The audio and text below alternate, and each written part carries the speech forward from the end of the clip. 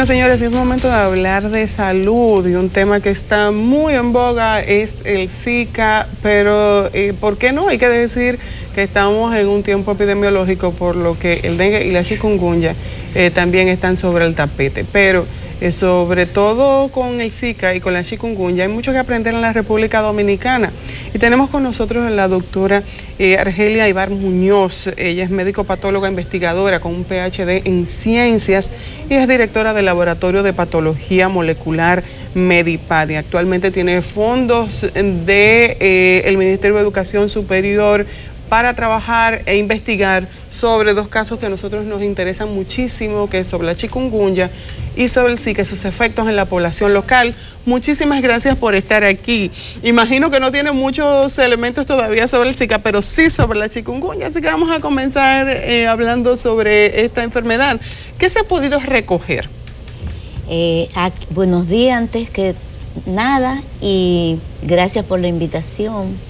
Para mí es un placer estar aquí en este programa. Sí, nosotros lamentablemente, cuando esta investigación recibió sus fondos, que originariamente era para chikungunya, estaba pasando el periodo epidemiológico de el brote grande. Ya es endémico y aparecen casos aislados.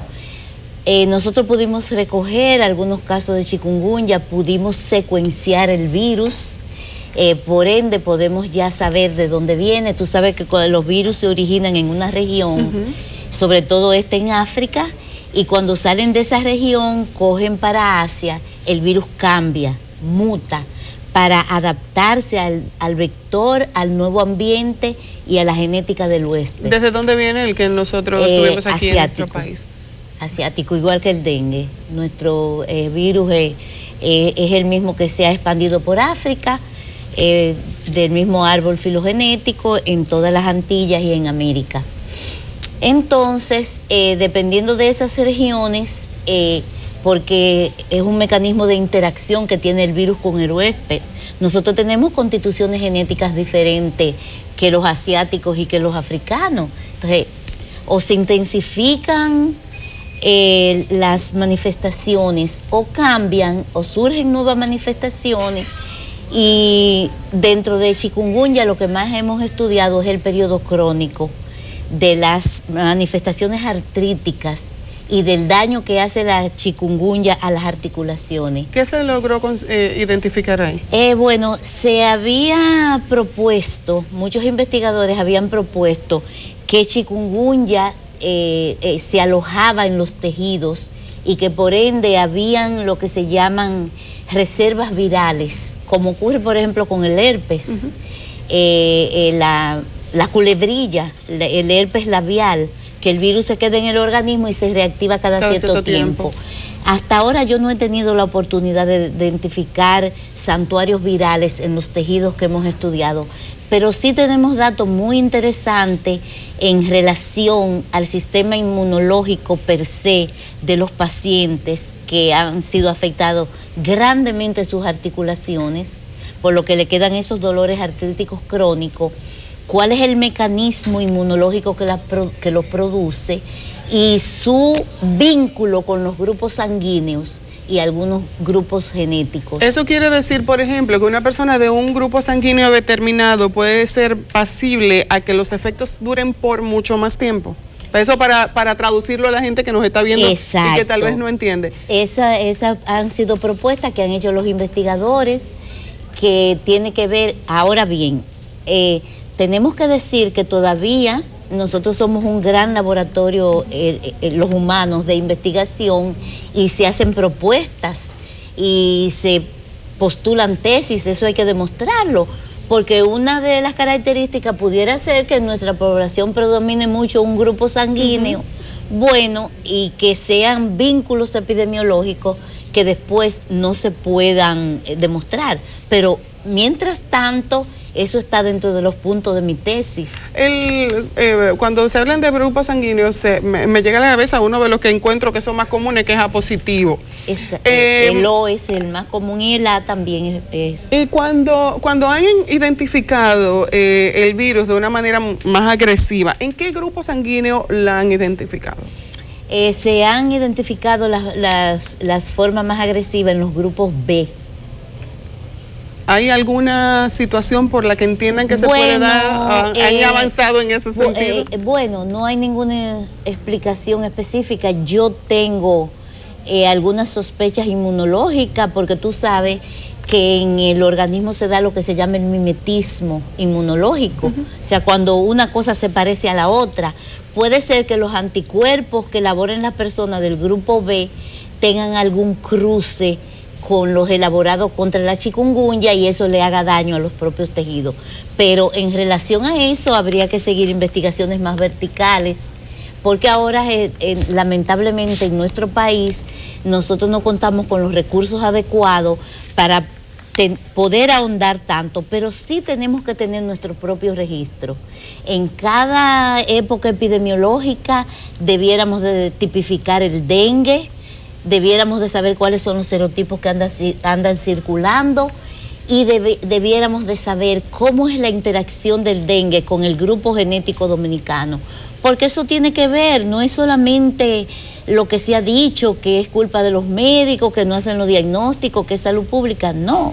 En países como México, donde en una epidemia que se enferman millones de personas, mueren 1 y 2, y eso origina investigaciones, y se han visto un mismo paciente infectado con los 4 serotipos al mismo momento, y eso es fatal.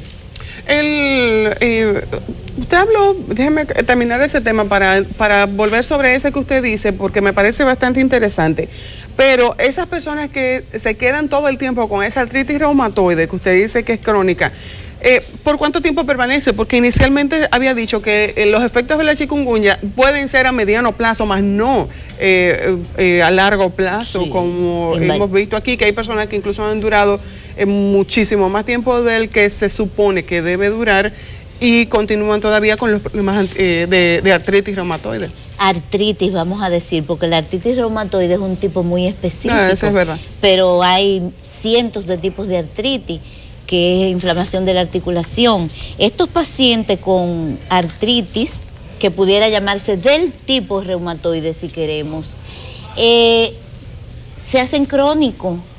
¿Por qué se hacen crónicos? Porque una vez iniciado el estímulo inflamatorio y despertados unos mecanismos inmunológicos en las articulaciones, que no es el objetivo de nuestra visita aquí porque es un poquito complicado, eso persiste. O sea, ya se despertó, y es como cuando tú enciendes el vehículo del carro, ya tú no necesitas la batería ni la ignición. El carro está encendido y tú sigues corriendo. Para volverlo a necesitar tienes que apagarlo. Es lo que se llama el efecto dominó también. Y con relación a las investigaciones que se deben hacer, yo sé que me estoy saliendo muchísimo del tema, pero es muy interesante lo que nos ha dicho de la necesidad de identificar cuáles son los serotipos que están circulando de una enfermedad a otra. En nuestro país el dengue es endémico, tenemos una grave situación que se da año tras año. Desde su punto de vista como patóloga, ¿pudiera haber mutado tal vez el virus del dengue aquí en nuestro país? Y no nos hemos... Nosotros hicimos una investigación, también recibimos los fondos del ministerio y apoyado por la Universidad Tecnológica de Santiago, que somos parte del equipo de trabajo, donde recuerda que en el año 2012 murieron casi una población muy similar a la que ocurrió en esta recién pasada temporada. Y nosotros identificamos que en aquellos puntos donde más muerte había, como fueron Moca y en algunas regiones del sur, andaban los 4 serotipos circulando. Descubrimos que el dengue que estaba circulando en ese momento lo secuenciamos y era el de origen asiático, el mismo que provocó las muertes cuando hubo muchas muertes en Cuba, cuando hubo muchas muertes en Colombia, que era una de las cepas más agresivas. Pero nosotros tenemos que saber que el dengue tiene una actividad de mutación de cada 6 o 7 años para hacerse más viable con el huésped. Y siempre recordar que En una segunda hay diferentes serotipos y en una segunda infección el paciente puede tener una respuesta mucho más agresiva, porque a veces en la primera infección el paciente ni sabe que tuvo dengue, porque es el mecanismo inmunológico que despierta una reinfección lo que le hace daño al paciente. Entonces, en los países donde hay dengue endémico como el nuestro, en cada temporada se hacen estudios epidemiológicos moleculares para ver cuál es el serotipo que anda circulando y si ha habido alguna mutación que lo pueda tornar más susceptible a reproducirse en el vector. El año pasado, ¿fue la cepa asiática la que nos afectó? No sabemos porque no se hizo la investigación. Por lo menos en mi caso yo no hice estudio de dengue, y si algún grupo de investigadores lo estaba haciendo, no he tenido acceso a esa información o se me ha pasado por alto y realmente no he tenido noticia de cuál era el serotipo circulando. Con relación al Zika, que es ahora lo que está afectando a la población local, ¿desde dónde comienza la investigación? Un poco para que la gente tenga una idea de qué involucra este proceso. Ok. Bueno, el Zika es un virus de adquisición muy reciente para el humano. Por primera vez fue descubierto en el 1947 en un mono. Después de ahí el virus comenzó a adaptarse para ser transmitido por vectores que afectaban a humanos. Y es en el 2007 donde ocurre la primera epidemia. Y en esa época el 84% de la población de Micronesia fue afectada por el Zika. En la medida de que el virus, se ha visto que el virus del Zika tiene una actividad mucho más rápida que la del dengue. Muta cada 2 años. Por lo que a mí no me extrañaría que dentro de poco nosotros tuviéramos varios serotipos como ocurre en el dengue. Entonces la población tiene que dejarse de estar diciendo que ha sido un virus creado por el hombre. No, los virus se adaptan. Lamentablemente en este momento no hay muchos estudios, pero a diario está saliendo información.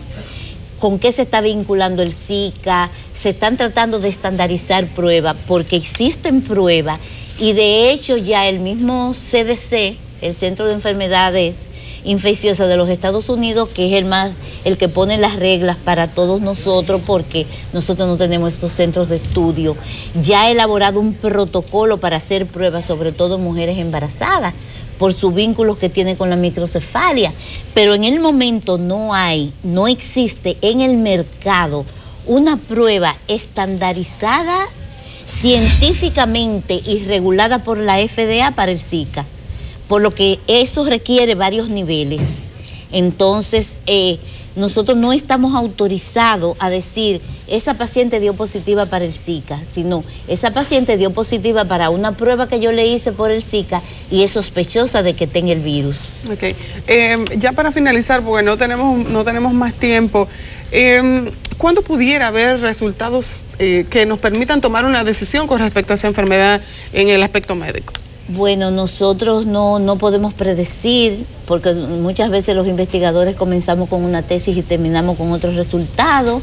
Eso va a depender de cómo se expanda el virus epidemiológicamente en el país, de cómo sea reconocido y de cómo llegue a nuestro laboratorio esas pruebas para nosotros poderla diagnosticar. En este momento tenemos muy pocos pacientes positivos. Muchísimas gracias por haber estado con nosotros, doctora. Un placer. Gracias a ustedes. Ver cuando volvemos a hablar sobre patología. Okay. Bastante interesante. Señores, vamos a una pausa y enseguida regresamos.